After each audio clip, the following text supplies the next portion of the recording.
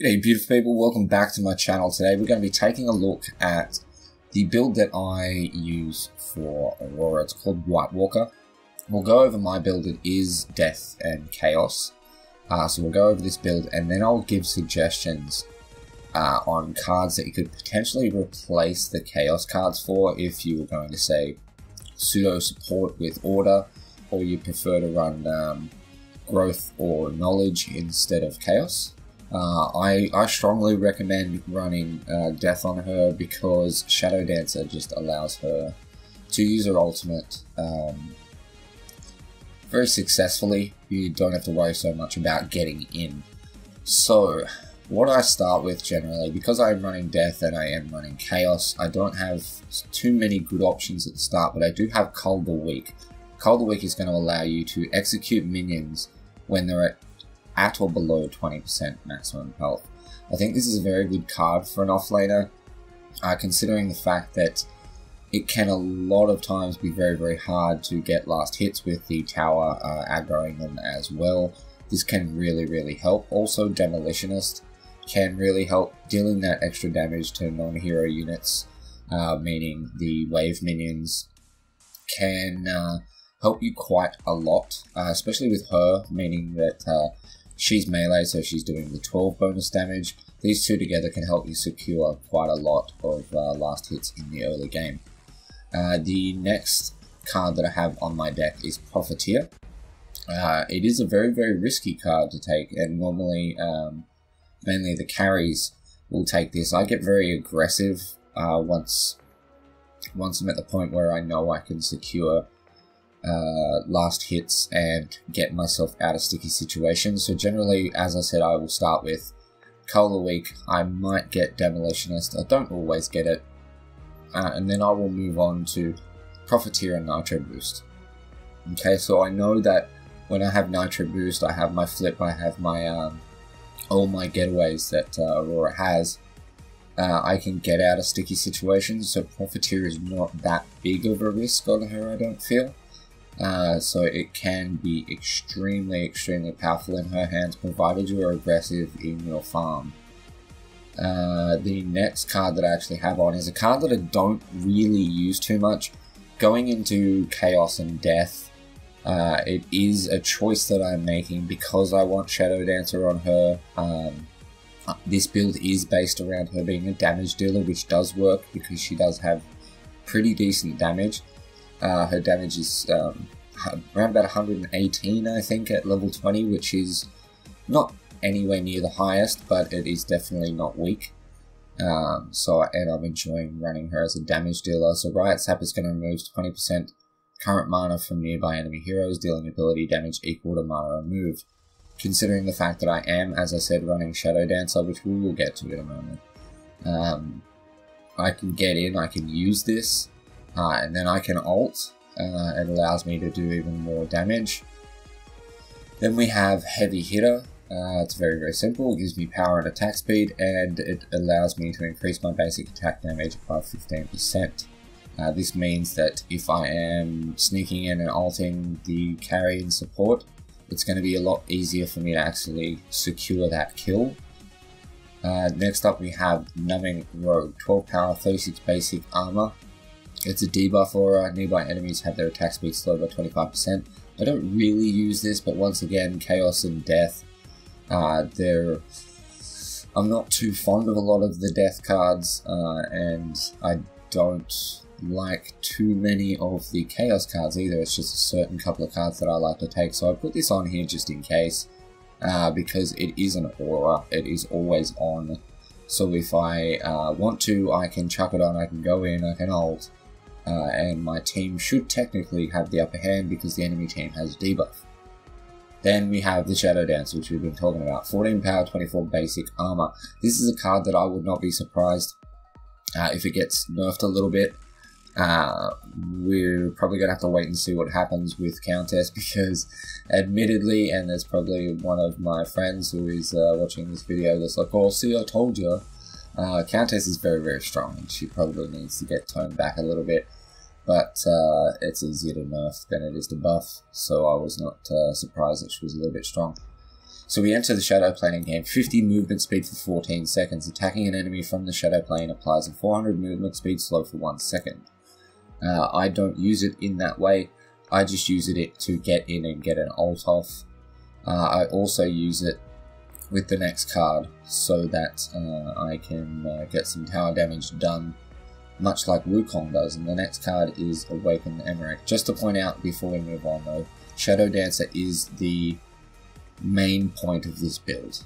I think that of all the cards in the game right now, Shadow Dancer helps Aurora more than anything, so I'm hoping it doesn't actually disappear, because it allows her to get ults off so easily, and that's a problem that we've always had with Aurora, is cards and heroes stopping her ability to get effective ults off, so I'm loving her again now.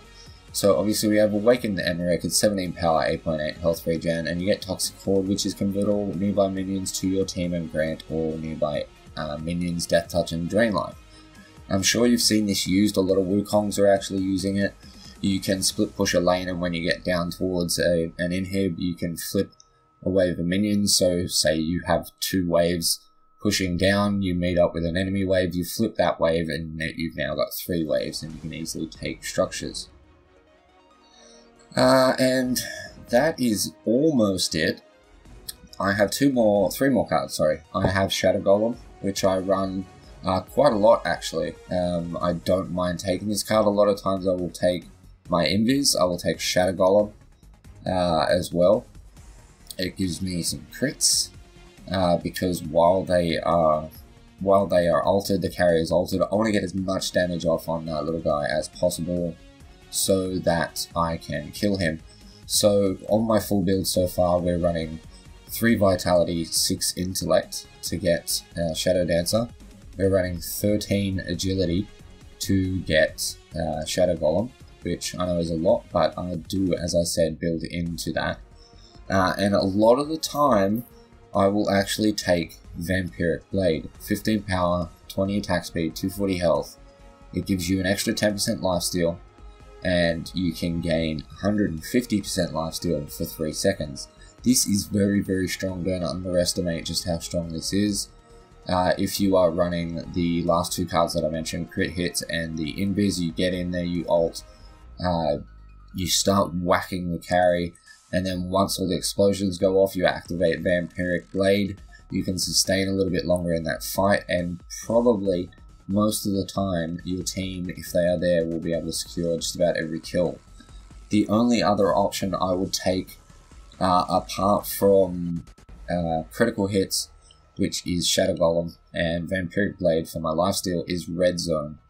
Red Zone gives you 29 power, 410 health at 170 mana, and it gives you Red Zone. Nearby heroes both deal and receive 50% bonus damage. Now you've got to keep in mind that this is always active, so if you have this on and you get ganked and you don't manage to get out, you're going to be copping 50% bonus damage while you're trying to get out.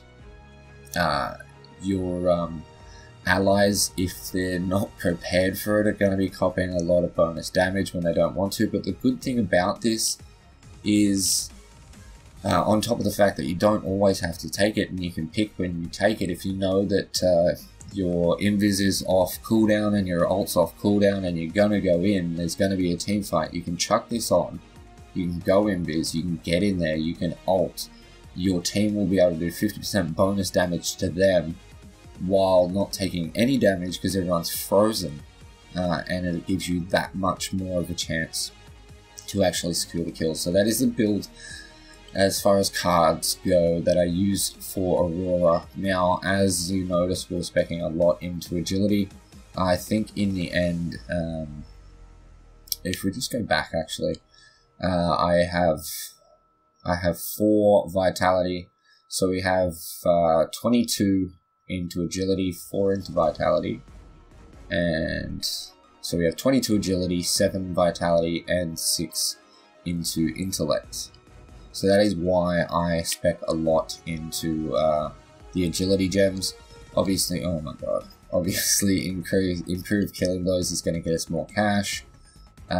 Wealthy is what I actually run now. that's giving you 5% increased gold. I don't really go for Ruthless. I can see it definitely working very, very well, or if you prefer fast travel, go for it. I think she has the second highest movement speed in the game at the moment anyway, so I don't really feel like she needs it. So I prefer to get that gold because her kit, this kit, and those 3 cards are very, very expensive. Next up we run Lifesteal, because when I am running my crit and Lifesteal card, I get 10% Lifesteal from here, 10% lifesteal from the passive on Vampiric Blade, and then the extra lifesteal from the active. And I do have it set on basic armor, but the reason for that is that I don't have one with ability armor. What I try to do a lot of the times is spec into ability armor on my gems. So whether you wanted to go for piercing basic, I will always go for ability armor, just because it's one of the very few ways to actually get it. A lot of the cards that, a lot of the cards that you want on your damage dealers don't tend to come with ability armor. So that is why I take it. So I like Duelist, actually, because while I'm ulting, especially if I just go and pick the carry, you're not going to kill them in your ult. Let's be honest, and you're going to have to do a little bit of damage afterwards. You're going to have to Hoarfrost them, keep doing damage.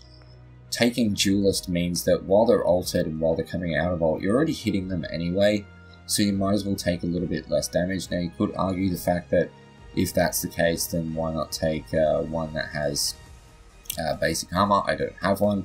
I just really like putting as much ability armor on as I can, especially with Countess being so strong. I then take Healing Towers because I do run her offlane, and I think Healing Towers is a very, very good option, just having that sustain. And then I take the 10% damage reduction. It works well, considering I run it as a damage dealer. I wanted to take less damage while I dish out more damage, plus I have my lifesteal so I can sustain a lot longer. So we have 4 gems into agility and 2 into vitality. If you wanted to switch that up, you most definitely could. So that is White Walker. Now, if I was not going to run Chaos, and you were going to run this as a pseudo support and you wanted to take Order, there's not too many suggestions I can give you. Obviously, taking Protective Sentry would be a very, very good shout. There is one card which I'm going to have to try to find off the top of my head. I had a card in mind, but I cannot for the life of me remember what it actually was. From here, I think it was a debuff? I do not actually remember. No. So really, there's just Protective Sentry. There are options in here. I mean, you can most definitely take, if I can find that as well. Where is it? It should be here. No. Where is it? Oh my god, where is the card? Brilliant Fortification. All allied structures are immune to damage for 6 seconds. This card is stupidly strong. Especially with someone like Aurora, who can actually get in and lock people down on a tower. Or an inhib. Having that extra tower damage being done is obviously a good option. But there are still good options in here if you wanted to go to damage. I mean, there's Knight of Asher, which gives you power, attack speed, basic armor. Gives you an extra 25 basic damage, which applies straight to your actual basic attack. And you have an Elevate, which means you can raise it even longer. There's a couple of kind of okay options.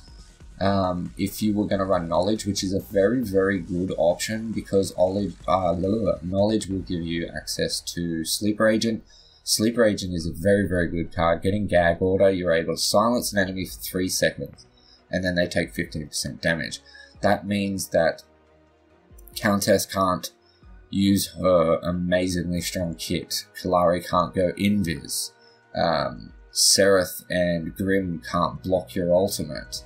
It will only gag one person, but if you are still running Death and you would go invis, you can come in You can gag order the person you want to, so say if it was a Seraph, you could gag order Seraph, and then you can ult. Or if it was a carry and a phase or a Narbash, and you didn't want to be stunned or have them pulled, you can silence the support and then ult. So that works very, very well.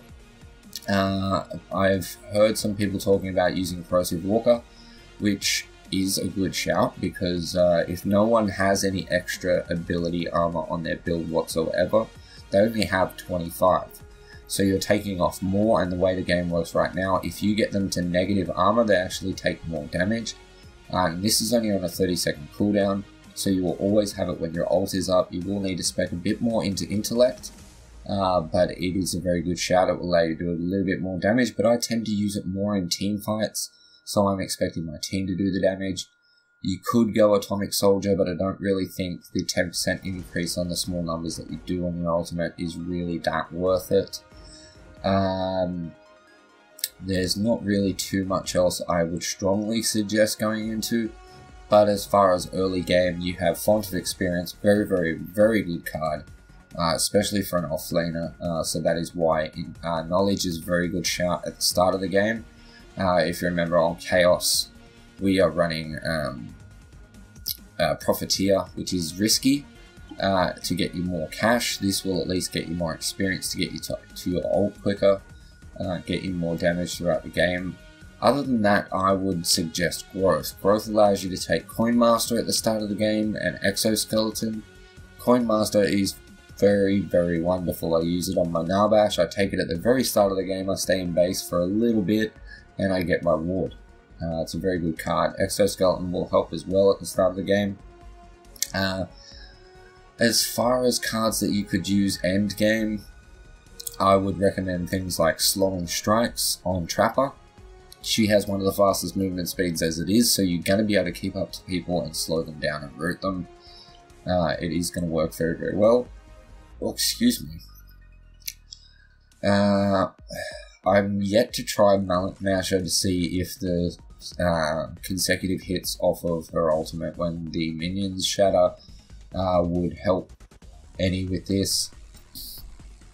I don't know how well that would work, so really my main suggestion would be Trapper if you were going to go Growth. The reason why I suggested things from these 3 trees instead of Chaos is because a lot of people don't want to run Death in Chaos. They want either wards, or they like Knowledge, or they like Growth, so it will work either way. The main crux of the build is using Death for the invisibility. So that is my build for Aurora, called White Walker. I hope you like it, I hope you try it. It is actually very strong. Keep in mind, like I said, if you don't want to run Chaos, that is perfectly fine. There are definitely other options. The main reason why I use this build is for the invis, to get in there and get ults off. But just remember that running her with Shadow Walker, with Vampiric Blade, and with Shadow Golem is very, very strong. She will hurt people. She will get stuff done. And then when you need to, you can switch over to that card, which I cannot remember right now, that flips wave, which is Awaken the Emmerich, sorry. This is extremely, extremely strong, so this is always a good option. So if you were going to run this, I would run Shadow Dancer, Awaken the Emmerich, and then it's pretty much up to you. I would probably... I mean, Vampiric Blade is still going to work very, very well, but you could pretty much just go for Heavy Hitter or something like that. But yeah, that's all up to you guys. So I hope you enjoyed this first build guide for version 42, which was White Walker for Aurora. Guys, if you enjoyed the video and any shape or form, smash the like button, leave me a comment, let me know what you think of the build. If you have any suggestions for anyone to use as replacements for any of the cards in Chaos that I use, please leave them down there, and subscribe for more Paragon content. With that said, thank you so much for watching. I love your face, and I'll catch you in the next one. Peace.